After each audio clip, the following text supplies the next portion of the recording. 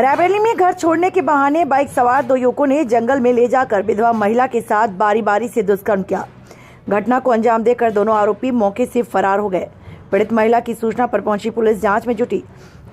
मामला सलोन कोतवाली क्षेत्र के अंतर्गत बगहा गांव का, जहां शहर कोतवाली क्षेत्र के रहने वाली एक विधवा मुस्लिम महिला अपने भाई के घर कार्यक्रम में शामिल होने के लिए बगहा गाँव गई थी।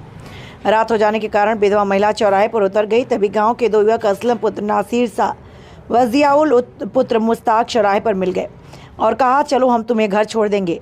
महिला विश्वास कर उन दोनों के साथ मोटरसाइकिल पर बैठ गई। दोनों बाइक सवार उसे घर की तरफ न ले जाकर जंगल में ले जाने लगे। महिला ने चिल्लाना शुरू किया। इतने में बाइक पर बैठे युवक ने उसका मुंह दबा दिया। चिल्लाने पर जान से मारने की धमकी दी। दोनों बाइक सवार उक्त विधवा महिला को गाँव के किनारे स्थित जंगल में ले जाकर बारी बारी से दुष्कर्म किया। विरोध करने पर महिला के बाल पकड़कर थप्पड़ों से जमकर पिटाई की, जिससे महिला की आंख पर चोट लग गई। दुष्कर्म करने के बाद दोनों आरोपी पुलिस में शिकायत करने पर जान से मारने की धमकी देते हुए मौके से फरार हो गए। पीड़ित महिला की सूचना पर पहुंचे पुलिसकर्मी महिला को लेकर थाने आई। पीड़ित महिला की तहरीर के आधार पर पुलिस ने दोनों आरोपियों की तलाश शुरू कर दी।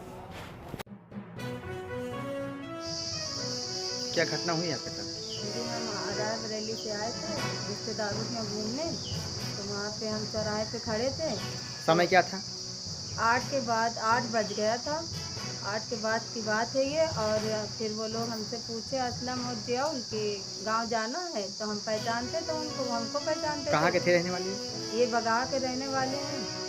और हमने कहा ठीक है बैठा लो, रात भी हो गई तो हमको बैठा लिए। लेकिन ये लोग हमको दूसरी रास्ते से ले आए और दूसरी रास्ते से लाने के बाद इन्होंने हमारे साथ, दोनों लोग ने गलत काम किया और हमारा सारा सामान फेंक दिया, चप्पल भी फेंक दी और जितना सामान हम लिए थे इधर उधर फेंक दिया। उसके बाद हमारे साथ गलत काम करके तीसरे के साथ भाग गए। और जब हमको थोड़ा वो हुआ, ये लोग घर चले गए, फिर हम पुलिस को फ़ोन लगाए। 1076 पे 1090 पे फ़ोन नहीं उठ रहा था। फिर 1076 पे फ़ोन लगाया तो उठते उठते उठा, तो उन्होंने कहा 100 नंबर पे फ़ोन लगाओ। 100 नंबर से हमारा फ़ोन नहीं लग रहा था। फिर 76 वालों ने 100 नंबर से कांटेक्ट किया, फिर 100 नंबर आई। फिर हमने अपने रिश्तेदारों से भी फ़ोन लगाया। फिर हमारे रिश्तेदार भी पहुंच गए और उसके बाद हमने जो है पुलिस वालों हमारा वीडियो बनाया। वीडियो बना के ले गए सलवन थाने में। और फिर वहाँ थाने जब गए तो वहाँ पे पुलिस वाले पहले तो ठीक थे, और जब गांव से लौट के गए तो उन्होंने हमारे साथ बहुत गलत किया। उल्टे सीधे सवाल कर रहे थे और उल्टा हम ही को कह रहे थे कि जितनी महिला आई हो सबके साथ केस कर देंगे, झूठ में फंसा देंगे तुम लोग जो झूठ। कौन कह रहा था? 3-4 पुलिस वाले थे। एक मोटे मोटे थे वो बोलते हैं, धमकी दे रहे थे कि झूठ बोल रही हो, झूठ केस लेके आई हो, तीनों को फंसा देंगे, तीनों पे केस कर देंगे और इस तरह करोगे तो महिलाओं पर भी केस चलवा देंगे उल्टा। और तुम धमका रहे थे, हमको डरा रहे थे कि तुम झूठ बोल रही हो, तुम्हारे साथ ये होगा, मेडिकल सही आएगा कि नहीं आएगा, अगर नहीं आया तो तुमको फंसवा देंगे, तुम झूठ बोल के आई हो, तुम झूठ केस लगा रही हो, ये सब उल्टा हमको बोल रहे थे। उसके बाद क्या कह रहे हैं, 100 नंबर को क्या नारा बांधने के लिए बुलाया था। तो हमने कहा कि आप तमीज़ से बात करिए, आप लेडीज़ से ऐसे बात नहीं कर सकते, आज पुलिस वाले हैं तो क्या सब लेडीज़ से इस तरह बात करेंगे, इस बदतमीजी से। तो बोलते हैं मोटरसाइकिल कौन कलर की? तो हमने कहा हमने नहीं देखा। तो कह रहे हैं क्या चोदने को याद है और वो याद नहीं है? ये नहीं याद है कि मोटरसाइकिल कौन सी थी, और जो चोद रहा था उसको याद है।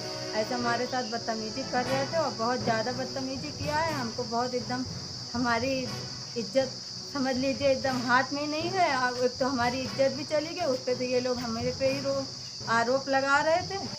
और अब क्या कहें, ये पुलिस वाले हैं कि क्या है कि बिक गए हैं। हमको तो लगता है ये लोग पैसा ही खा रहे हैं कि हम लोग की कोई सुनवाई नहीं हो रही। मतलब खुद की इज्जत भी जा रही है और ये लोग हमारी ही इज्जत उछाल रहे हैं। बोलते नहीं तुम झूठ बोल रही हो, ये वो है। और इसलिए थाना जाना ही बेकार है क्योंकि पुलिस बिक चुकी है। मेडिकल हुआ आपका? अभी नहीं हुआ हमारा मेडिकल।